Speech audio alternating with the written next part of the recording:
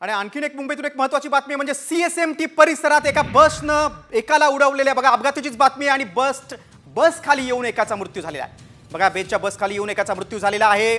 CSMT परिसरामध्ये बेसनं एकाला उडवलेला आहे। आणखीन एक बेस्ट बसचा अपघात झालेला आहे, यामध्ये एकाचा मृत्यू देखील झालेला आहे।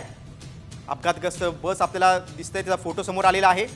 बघा कुर्ल्यातली घटना ताजी असतानाच आता सीएसएमटी परिसरामध्ये बेसनं एकाला उडवलेलं आहे। आपण अधिक माहिती घेऊया, आमचे प्रतिनिधी गणेश कवडे आपल्या सोबत आहेत। गणेश, कुर्ल्याची दुर्घटना ताजी असताना सीएसएमटी परिसरात एक अपघात घडलाय, अधिक काय माहिती?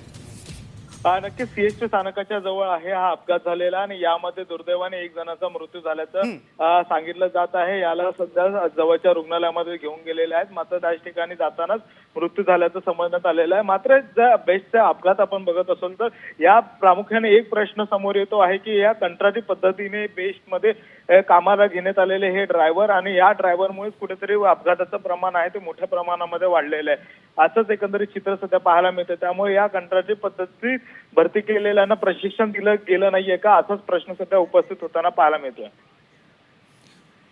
गणेश, तुम्ही सविस्तर माहिती दिली त्याबद्दल धन्यवाद। चालकांच्या प्रशिक्षणाचा मुद्दा आता या निमित्तानं ऐरणीवर आलाय।